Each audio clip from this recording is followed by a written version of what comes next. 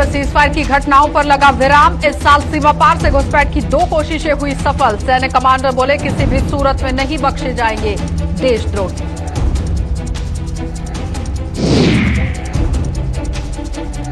प्रशासन ने Covid guidelines में किया संशोधन। जम्मू जिले में अब 10 बजे लगेगा नाइट कर्फ्यू। 25 से 50 की गई समारोह की अपर लिमिट।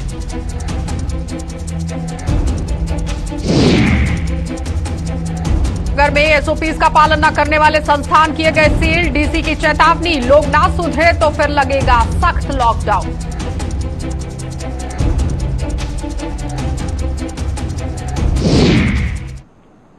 नमस्कार, बुलेटिन में आपका स्वागत है। मैं हूं आपके साथ आशा सरमाल। चलिए शुरुआत करते हैं बुलेटिन की। इस साल संघर्ष विराम उल्लंघन में किसी भी किस्म की वृद्धि नहीं हुई है। कश्मीर घाटी में पाकिस्तान की ओर से नियंत्रण रेखा पर गोलाबारी की कोई घटना सामने नहीं आई है, जिसमें सीमावर्ती इलाकों में रहने वाले लोगों ने राहत की सांस ली है। हालांकि घुसपैठ के कई प्रयास किए गए, जिन्हें सेना ने सतर्क भारतीय जवानों ने यहां पूरी तरह से विफल कर दिया है, यानी इन्हें अपने मंसूबों में कामयाब नहीं होने दिया गया। तो श्रीनगर के हफ्ती चिनार में स्थित एक सैन्य प्रतिष्ठान में सेना की ओर से संचालित सुपर 30 कोचिंग केंद्र में छात्रों को संबोधित करने के बाद पत्रकारों से बातचीत के दौरान यहां श्रीनगर स्थित चिनार कोर के GOC lieutenant general DP Pandey ने बताया कि इस साल 25 फरवरी को यहां जंगबंदी की पूर्ण बहाली के बाद जम्मू व कश्मीर में सीमा पर शांति है। उन्होंने बताया कि इस अवधि में जम्मू व कश्मीर में घुसपैठ के प्रयास किए गए हैं, जिनमें से मात्र 2 प्रयास सफल हुए हैं और 1 को विफल कर दिया गया था। इस दौरान जीओसी ने आईजीपी और डीजीपी का हवाला देते हुए कहा कि मौजूदा समय में कश्मीर में 60 से 70 पाकिस्तानी आतंकी सक्रिय बताए जा रहे हैं और कश्मीर में आतंकवाद को खत्म करने के लिए सुरक्षा बलों का संयुक्त अभियान जारी है। उन्होंने बताया कि लोगों की सुरक्षा सेना की प्राथमिकता है और बंदूक उठाने वालों को किसी भी सूरत में बख्शा नहीं जाएगा। There has been no increase in ceasefire violations. This year there has been none. At least in the Kashmir Valley, there has been 0, and therefore I must tell you that while we are totally prepared for any ceasefire violation, if anything happens, we are all set to respond appropriately. But frankly, there has been no instigation from across the border. Second aspect is about infiltration. There has been some attempts, unlike previous years, which has not been adequately supported by this thing. There have been hardly any successful attempts. There have been, as per my knowledge, only about 2 attempts have succeeded. One was neutralized, as you are well aware, in Bandipur, and we are looking for the second one, which has been successful. There has been an operation which has been ongoing for last about 24 hours in Uri, in which we felt that there is an infiltration attempt which has been made. We are looking for them. Are they on this side, or they, after having made an attempt, they have gone back? That issue has not yet been clarified or verified on the ground. But however, I can assure you that we are quite alert. Our troops on the ground are totally alert, and we will ensure that minimal infiltration takes place whenever the attempt is made. Sir, कुछ विदेशी militant सक्रिय हैं घाटी में? देखिए, पहली बात यहाँ पे विदेशी मिलिटेंट के नाम पर पाकिस्तानी टेररिस्ट ही हैं। वो आपको मेरे ख्याल से आईजीपी साहब और डीजीपी साहब ने कई बार बता दिया है। ये सब उनका महकमा है और उनके हिसाब से तकरीबन 60 से 70 के आसपास, 70 के आसपास यहाँ पे पाकिस्तानी टेररिस्ट होने की संभावना है। You will be kept safe. There is enough effort. I'm not looking at questions on Taliban or foreign terrorists or local terrorists. For us, it has got nothing to do with the quality and quantity. If there is a gentleman who picks up a weapon, he'll be neutralized either way, either by getting killed or by apprehended. And if he comes and offers surrender, we'll take surrender. Which is primarily I've been reaching out through you all that we have to ensure that the families come out, reach out to the young ones who have been misled, and they should be allowed to surrender. तो जम्मू प्रशासन ने Covid guidelines में संशोधन कर आज एक नया आदेश जारी कर दिया है। इस आदेश से दुकानदारों को सबसे ज्यादा फायदा हुआ है। प्रशासन ने नाइट कर्फ्यू लागू करने की अवधि को 2 घंटे आगे बढ़ा दिया है और आदेश के मुताबिक जम्मू जिले में नाइट कर्फ्यू अब रात 8 बजे से बजाय यहां पर 10 बजे तक लगेगा और आपको ये भी बताते चले कि सुबह 6 बजे तक ये जारी रहेगा। प्रशासन के इस आदेश से दुकानदारों ने अब राहत की सांस ली है, जिन्हें अब तक शाम 7 बजे से दुकानें बंद कर घरों को लौटना पड़ता था। जम्मू जिले जिले में कोरोना संक्रमितों की संख्या में अब काफी हद तक कमी आने के चलते ये फैसला लिया गया। इसके अलावा यहां गैदरिंग्स की भी अपर लिमिट बढ़ाकर 25 से 50 कर दी गई है। प्रशासन ने हालांकि ये भी साफ तौर पर कहा है कि कोविड एप्रोप्रिएट बिहेवियर से किसी भी किस्म का समझौता बर्दाश्त नहीं किया जाएगा। पहले आ रहे थे वैसे केस समझ लो कि मार्केट के अंदर अब नहीं कम ही निकल रहे हैं, इतना हुआ नहीं है उसका। हम भी यही सोच रहे थे कि इकट्ठे होके जो हमारी लोकल एसोसिएशन है इकट्ठे होके डीसी साहब के पास जाएंगे, लेकिन शायद वो हवा के जरिए हमारे एडमिनिस्ट्रेशन को पहुंच चुकी है।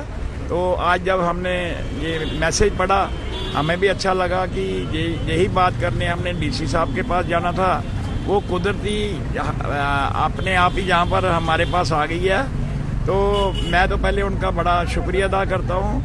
बाकी रही दुकानदारों की बात, दुकानदार पहले भी बड़ा पिस चुका है और इस हालात में 7 अभी बजते नहीं 6:30 के ऊपर ही यहाँ पर हो हल्ला ऐसा मच जाता था कि ना कोई दुकानदार दुकान के अंदर कोई कस्टमर को बिठा सकता था ना कुछ।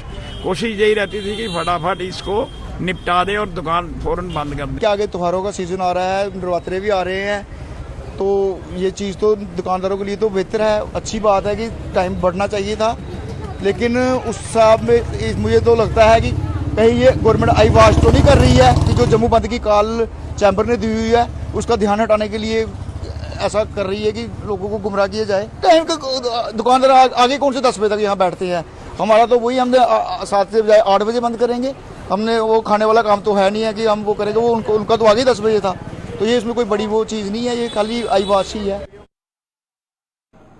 कोरोना का हॉटस्पॉट बनते जा रहे श्रीनगर जिले में कोविड एसओपीज का पालन न करने वाले व्यापारिक प्रतिष्ठानों के खिलाफ प्रशासन ने सख्ती बरतनी शुरू कर दी है। श्रीनगर के डीसी मोहम्मद एजाज असद और एसएसपी संदीप चौधरी की अगुवाई में आज एक टीम ने इस पूरी कार्यवाही को अंजाम दिया।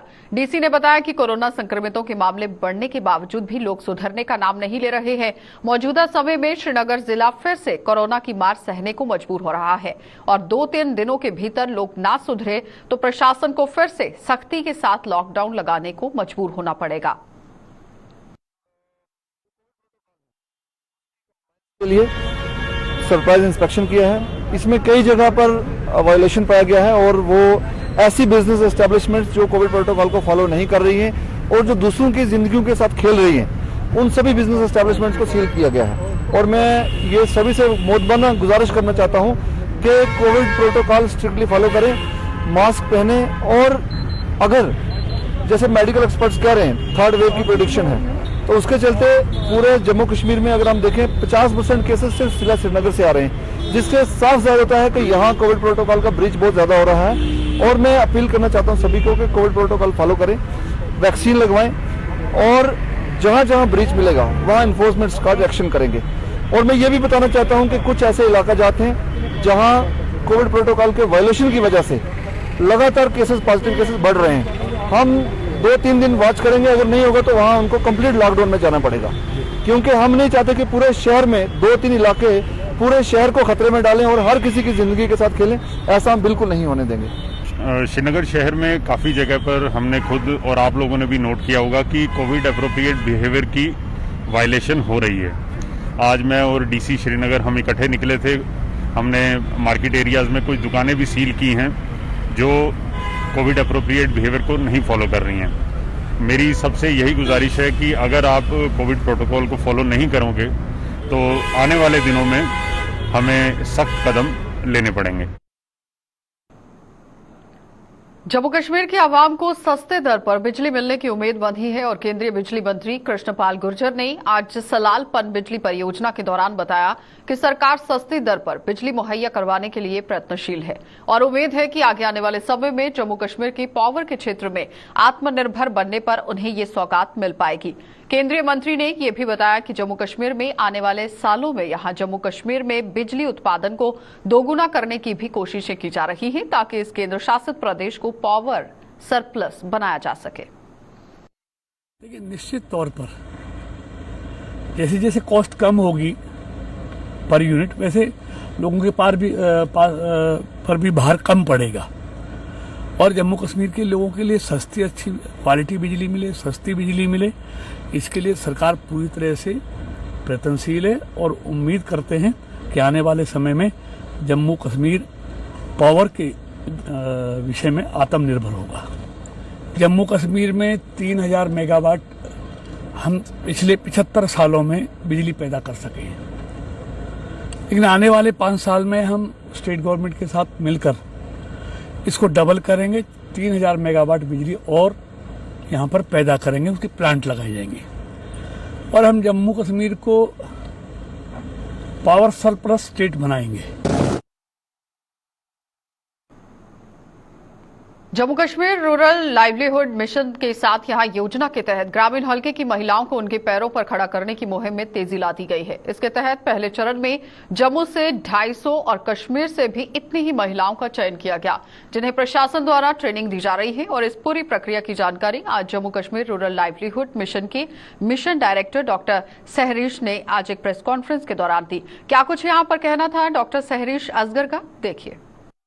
500 औरतें ऐसे सिलेक्ट की जाएंगी, 250 जम्मू से, 250 कश्मीर से, जो कि हमने सिलेक्ट कर ली हैं और आज हम अपने वेबसाइट पर उनके नाम डाल देंगे, जिनका एक पोटेंशियल है हायर ऑर्डर एंटरप्राइज में ले जाने का। इसका मतलब ये है कि वो दूसरों को भी जॉब दे सकती हैं, उनका ऐसा पोटेंशियल है और वो उन सेक्टर्स में डिफरेंट हमारे 11-12 सेक्टर्स बन रहे हैं जिनमें वो काम कर रही हैं। ये पूरा ट्रेनिंग प्रोग्राम उस पर फोकस्ड है।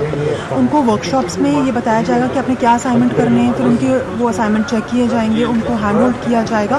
फिर 100 औरतों की सिलेक्शन होगी जिनको मेंटरिंग की जाएगी 1 to 1 और बिजनेस मॉडल डेवलप करके दिया जाएगा, ताकि हम कुछ सक्सेस मॉडल निकाल सकें, सक्सेसफुल ऐसी औरतें निकाल सकें जो बाकियों के लिए रोल मॉडल बने। और इस तरीके से हमारी जो औरतें हैं वो ये समझ पाएँ कि छोटा सा भी इनिशिएटिव अगर उसमें वो अपना ध्यान लगा दें, अगर वो उसमें अपना पूरा पैशन लगाएं, तो वो हर चीज़ अचीव कर सकती हैं। ऐसा कुछ भी नहीं जो आज औरतें नहीं कर सकती हैं। मेरी वही थिंकिंग है और इस साथ का भी यही बेसिक इंटेंशन है। पूर्व मंत्री व नेशनल कॉन्फ्रेंस के वरिष्ठ नेता सुरजीत सिंह सलाथिया ने केंद्र की मौजूदा सरकार पर जम्मू कश्मीर के लोगों को धोखे में रखने का आरोप लगाया है। उन्होंने कहा कि 370 हटने के बाद इस सरकार ने जो दावे पेश किए थे, जनता के साथ जो वादे किए थे, उनमें से आज तक एक भी पूरा नहीं हो पाया।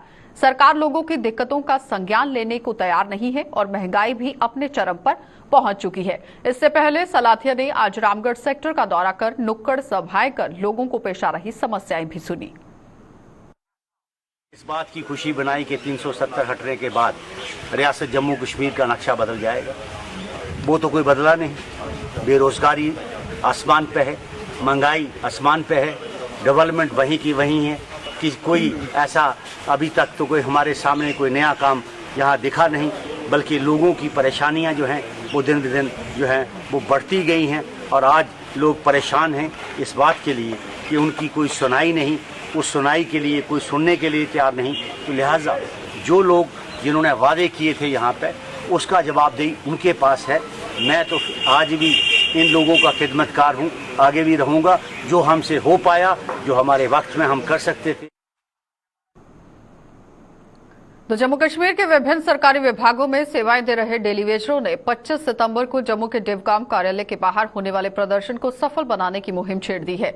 और इसी कड़ी में आज Jammu Kashmir casual labour United front के बैनर तले कठुआ में प्रदर्शन कर जम्मू कश्मीर प्रशासन के खिलाफ हुंकार भरी गई और अपनी मांगों का हवाला देते हुए उन्हें जल्द पूरा करने की भी मांग की।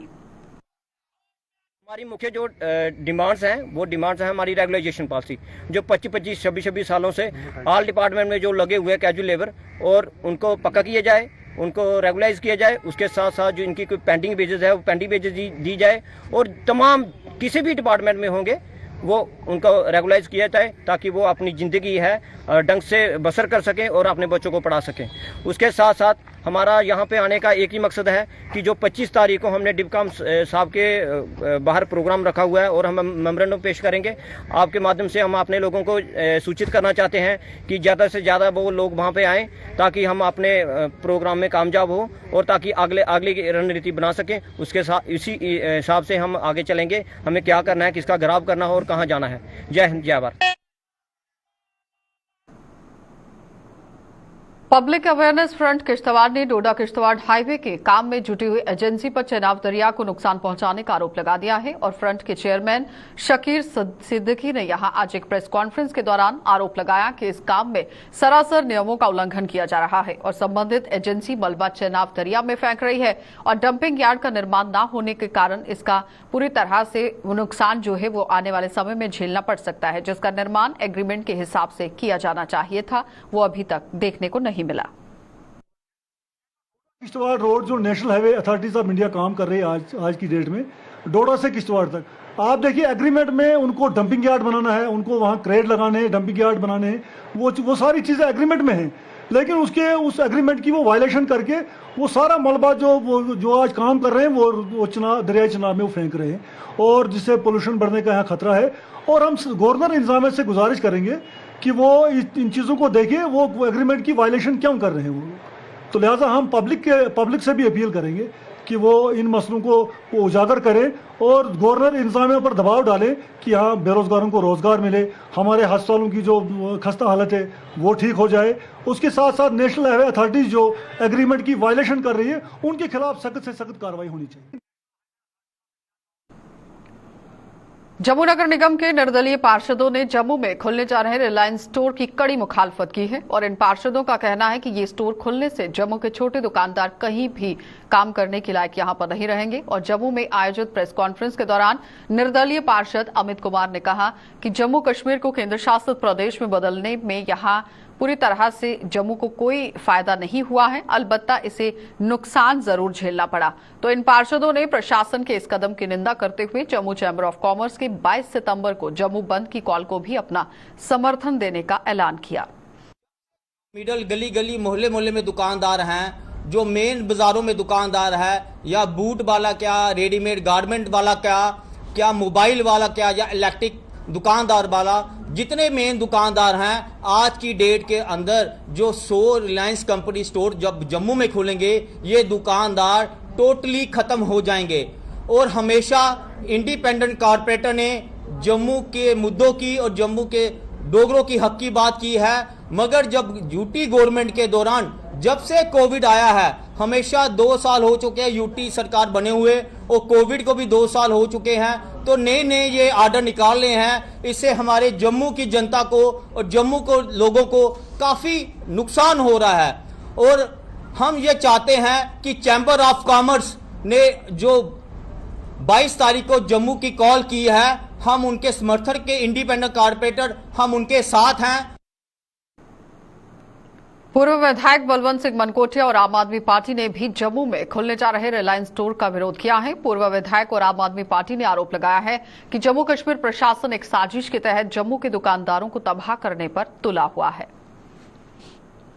आज यहाँ हमारे चैम्बर ऑफ कॉमर्स की तरफ से, व्यापार मंडल की तरफ से और बाकी दूसरे जो बिजनेस के इदारे हैं, जो उनकी ऑर्गेनाइजेशन हैं, उनकी तरफ से ये ऐलान किया गया है कि 22 तारीख को हम इसके विरोध में बंद करेंगे कि जो बड़े व्यापारी हैं, नेशनल लेवल पे, इंटरनेशनल लेवल पे जो बड़े व्यापारी हैं, वो आके हमारा बिजनेस यहाँ पे कैप्चर करने की जो कोशिश कर रहे हैं, उसके खिलाफ जो है यहाँ बंद का आह्वान किया गया है। अब 100 रिलायंस के शोरूम जो यहाँ जम्मू में खोले जा रहे हैं, ये छोटे से छोटे व्यापारी को खत्म करने की कोशिश और षड्यंत्र रचा जा रहा है। और ये रचने वाले कोई बाहर के लोग नहीं, ये हमारे जम्मू कश्मीर की बीजेपी भाजपा सरकार है, जिसको हमने जम्मू से भगाना है और आम जनता को, आम व्यापारी को, आम वर्ग को बचाना है। और हमारी जो आम आदमी पार्टी का सहयोग रहेगा वो आम व्यापारियों के साथ रहेगा। आम व्यापारियों के साथ आम आदमी पार्टी शाना बशाना खड़ी रहेगी हमेशा। और आने वाले कल में आम आदमी पार्टी यहाँ सरकार बनाकर इन लोगों को सबक सिखाएगी। तो क्लस्टर यूनिवर्सिटी जम्मू द्वारा घोषित किए गए नतीजों पर लगातार सवाल उठ रहे हैं। छात्र संगठनों ने जम्मू में आज प्रदर्शन करते हुए राजभवन तक रैली निकालने की कोशिश की, लेकिन पुलिस ने उनकी इस कोशिश को नाकाम बना दिया। इस दौरान पुलिस ने कुछ छात्रों को गिरफ्तार भी कर लिया और छात्रों का आरोप है कि क्लस्टर यूनिवर्सिटी जम्मू प्रशासन उनके भविष्य के साथ खिलवाड़ कर रही है और आवाज उठाने पर हर बार पुलिस का यहां उन्हें सहारा लेना पड़ता है। लेकिन आप देखिए आज किस तरह से सूरत हाल रहे। जो भी अभी रिजल्ट आया 90% बच्चा फेल है। जिसके कारण अभी हम रिजल्ट नहीं निकालने, उसी रिजल्ट को हम मॉडिफाई करके निकालने की हमारी 1.5 महीने से हम प्रोटेस्ट कर रहे हैं। बट हर बार ये पुलिस प्रशासन का साथ लेते हुए बच्चों को या अरेस्ट करवा लेते हैं या प्रोटेस्ट रद्द करवा दिया जाता है इनकी वजह से। हर बार पुलिस को बुलाया जाता है और पुलिस भी ना जाने क्यों इनका समर्थन करती है। पिछले 3 सालों से एक ही सब्जेक्ट के लिए आधे नंबर की वजह से बच्चों को फेल किया जा रहा है। क्यों?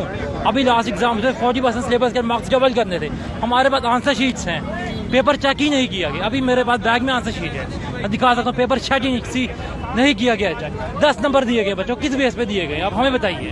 हम अभी आपको आंसर शीट दिखा सकते हैं बच्चों की। और जब आंसर शीट यूनिवर्सिटी के सामने दी गई, यूनिवर्सिटी का कहना है कि अब आंसर शीट हम देंगे ही नहीं बच्चों को। यूनिवर्सिटी ने आंसर शीट देने के लिए मना कर दिया है। तो एक स्टूडेंट क्या कहाँ जाए बच्चा? 3 साल की डिग्री थी, अभी 10-10, 20-20 साल तक चलेगी।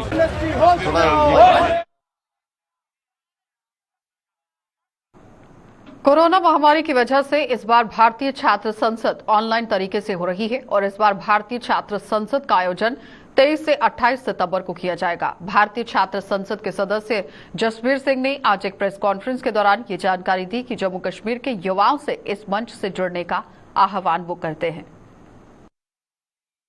इस बार की जो भारतीय छात्र संसद है वो ऑनलाइन हो रही है 23 से लेकर 28 सितंबर तक। तो इसके लिए हम जम्मू कश्मीर के सारे युवाओं को उनको हार्दिक निमंत्रण देते हैं कि आप इस मंच से जुड़ें। ये बड़ा जो है वो बेहतरीन मंच है और डेफिनेटली जब आप इससे जुड़ेंगे तो आपको अलग अलग राजनीतिक विचारधाराओं से जुड़े हुए लोग और अलग अलग क्षेत्र जैसे फिल्मी क्षेत्र है, खेल जगत है, उद्योग जगत है, तो उससे जुड़े लोगों से आपको मिलने का मौका मिलेगा, उनसे इंटरेक्ट करने का मौका मिलेगा और आप उनसे सीधी बातचीत कर पाएंगे। तो निश्चित तौर पर ये आपके जीवन में बड़ा जो है एक अद्भुत क्षण होगा और एक अच्छा अनुभव होगा जो आपके करियर को शेप करेगा। और इसके लिए भी हम इसको भारतीय छात्र संसद का मंच इसलिए भी खास है क्योंकि इसने कई युवाओं को जो है एक शेप दी है। मैं खुद 9वीं भारतीय छात्र संसद का वक्ता रहा हूं, जम्मू कश्मीर की ओर से छात्र वक्ता रहा हूं और आज एक डीडीसी काउंसलर हूं। तो मैं यही कहूंगा कि मेरे आज का जो प्रेस कॉन्फ्रेंस है इसके माध्यम से कि सारे जो जम्मू कश्मीर के युवा हैं वो इससे जरूर जुड़े। ड्रग सेफ्टी वीक के उपलक्ष्य पर आज जीएमसी जम्मू के स्टाफ ने एक रैली निकालकर लोगों को जागरूक किया। जीएमसी के प्रिंसिपल डॉक्टर शशि सूदन शर्मा की अगुवाई में निकाली गई इस रैली के माध्यम से लोगों को दवाएं लेने के लिए भी यहां तौर तरीकों की जानकारी दी गई और लोगों को बताया गया कि बेवजह दवाएं लेना स्वास्थ्य के लिए बेहद घातक हो सकता है और हमेशा डॉक्टरों से परामर्श के बाद ही दवाओं का सेवन करना चाहिए। ये भी एक अंडरलाइन मैं करती हूँ इस बात को कि ड्रग अवॉइड जो हो सकती है वो बिल्कुल होनी चाहिए। जैसे आजकल लोग सेल्फ मेडिकेशन या over the counter availability of drugs है तो कोई दूसरा क्या दवाई खा रहा है वही वो खा लेते हैं, ये बिल्कुल गलत तरीका है। और इसमें ओवर ड्रगिंग हो जाती है और कई बार उनको पता नहीं होता कितनी खानी चाहिए दवाई, अंडर ड्रगिंग भी हो जाती है या ड्रग रिएक्शंस भी हो जाते हैं और आपस में भी ड्रग्स की कई बार ड्रग इंटरेक्शंस हो जाती हैं। बहुत सारा ये अपने आप में एक साइंस है जो आम पब्लिक को समझने की ज़रूरत नहीं है, लेकिन ये है कि एक डॉक्टर की सलाह पे ही दवाई खाई जाए। ऐसा हमने समझा कोविड के दौरान भी, काफ़ी नुकसान हुआ लोगों को जिन्होंने ये समझ लिया कि स्टेरॉइड से शायद कोविड से बचा जा सकता है, वक्त से पहले ज़रूरत से ज़्यादा स्टेरॉइड्स खा लिए तो काफ़ी मौतें इस वजह से हुई। तो आज ये एक बड़ा मैसेज हम सबको, हम अपने आप को भी देना चाहते हैं, सबको भी देना चाहते हैं। जिला उधमपुर में आज इंटर जोनल डिस्ट्रिक्ट लेवल की खेल प्रतियोगिता का शुभारंभ हुआ और इस प्रतियोगिता में फुटबॉल, हॉकी, कबड्डी और वॉलीबॉल में खिलाड़ी अपना हुनर दिखा रहे हैं। जिला खेल विभाग द्वारा आयोजित इस प्रतियोगिता में उम्दा प्रदर्शन करने वाले खिलाड़ियों का चयन किया गया और जिला स्तरीय खेलों के लिए भी इन्हें यहां पर भेजा जाएगा। आज हम सबसे बड़ा जो इवेंट होता है हमारे स्कूल गेम्स का, उसको हम टेकअप कर रहे हैं, जिनकी डायरेक्शंस पास ऑन हुई और हमने इमीडिएटली एक्शन लिया और उस डायरेक्शन में हमें एसओपी को या एसओपीज को पालना करने के लिए बहुत ही स्ट्रांगली कहा गया। तो उसको मानते हुए, उसको फॉलो करते हुए हमने ये डिसीजन लिया अपनी डिस्ट्रिक्ट की मीटिंग लेके कि हम 4 जून को यहाँ कॉल करेंगे। 4 जून में हमारे मैक्सिमम एक इवेंट के जैसे वॉलीबॉल, कबड्डी, खो खो, देन हम एथलेटिक्स भी करने जा रहे हैं, बैडमिंटन, मार्शल आर्ट्स, सभी कंपोनेंट्स को हम एक ही बार बराबर चार्ट में ले रहे हैं कैलेंडर में।